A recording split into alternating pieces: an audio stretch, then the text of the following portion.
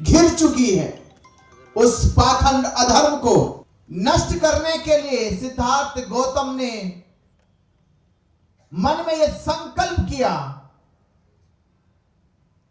कि मैं सत्य के ज्ञान को प्राप्त करूंगा, मैं बुद्धत्व के ज्ञान को प्राप्त करूंगा, मैं मानव जाति के विकास के लिए, उत्थान के लिए मैं सर्वश्रेष्ठ ज्ञान की खोज करूंगा।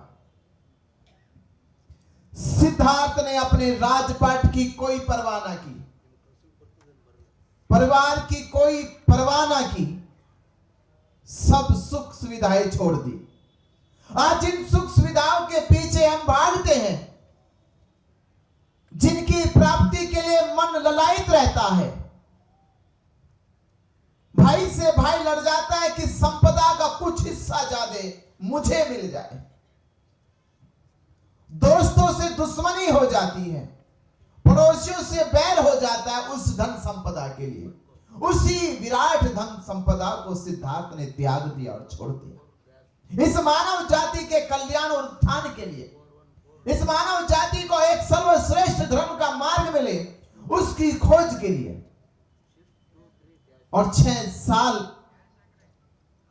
कठिन तपस्या करते हुए, अपने शरीर को कष्ट देते हुए, एक आत्मिक अनुभूति के लिए दिन रात प्रयासरत रहे। और आखिर में उसी पवित्र भूमि पर, जिसका आंदोलन आज हम 134 साल से लड़ रहे हैं, जो लड़ाई अनागारिक धम्मपाल जी ने श्रीलंका से चलकर भारत भूमि पे पहुंचकर उसे पूरे विश्व में पहुंचाने का काम किया, उस लड़ाई के समय भी आपको मालूम है या नहीं है, मैं पूरी ईमानदारी से कहता हूं कि जिस समय अनागारिक धम्मपाल जी ने लड़ाई शुरू की कि महाबोधि महाविहार बौद्धों को मिलना चाहिए, उस समय महाराष्ट्र के बौद्ध नहीं थे, उस समय उत्तर प्रदेश में बौद्ध नहीं थे, उस समय बिहार में बौद्ध नहीं थे।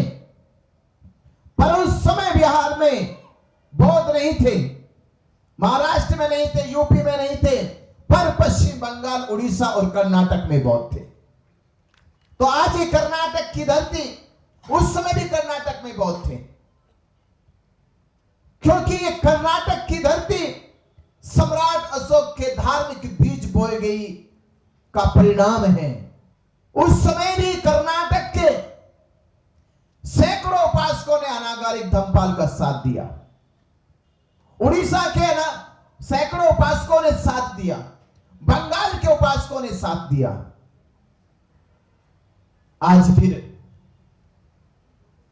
जो अनागारिक धम्मपाल जी ने लड़ाई शुरू करी, वो लड़ाई फिर भदंत सुरेश ससई नागार्जुन ने दूसरी बार शुरू की। 2 बार लड़ाई इस देश में लड़ी गई।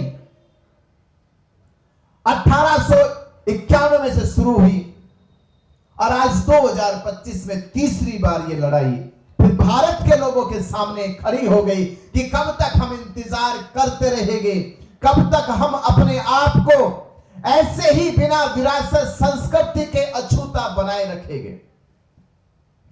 इस देश में हिंदुओं की अपनी संस्कृति है, हिंदुओं के अपने मंदिर हैं, मुसलमानों की अपनी संस्कृति है, अपनी मस्जिदें हैं, ईसाइयों की अपनी संस्कृति है, ईसाइयों के अपने चर्च हैं। वो सर उठा के कह सकते हैं कि मंदिर हमारे हैं, मुसलमान सर उठा के कह सकते हैं मस्जिद हमारी है, ईसाई सर उठा के कह सकते हैं कि गिरजाघर चर्च हमारे हैं। क्या भारत के बौद्ध सर उठा के कह सकते हैं कि महाबोधि महाविहार बोध गया का बुद्ध विहार हमारे पास है? ये नहीं कह सकते। 134 साल की इस लड़ाई में बाबा साहब डॉक्टर अंबेडकर जी ने हजारों साल के इतिहास को बदल दिया। और आज हम जो पद प्रतिष्ठा पे बैठे हैं, जो सम्मान, जो स्वाभिमान हमने कमाया है, वो बाबा साहब डॉक्टर अंबेडकर जी के बदौलत है कि लूटी संस्कृति हमारी दासहीन बनाया था। किसी समाज को गुलाम और दास बनाने का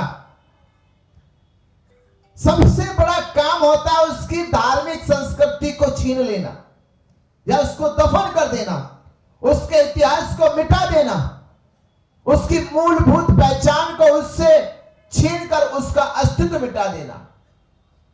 कि लूटी संस्कृति हमारी दासहीन बनाया था, बहू बेटी और बच्चों को घर के बाहर जलाया था, आंखों से टपके आंसू कोई फरियाद सुन ना पाया था, होता रहा शोषण हमारा, कोई अल्लाह ईश्वर देवी देवता नहीं आया था। अरे लिया जन्म भीम ने जगत में पढ़ लिख कर अनूठा ज्ञान पाया था, तोड़ मनवादी जंजीरों को इस देश के शोषित पीड़ित समाज को आजाद कराया था। तो बाबा साहब डॉक्टर अंबेडकर जी ने आपको आजाद कराया।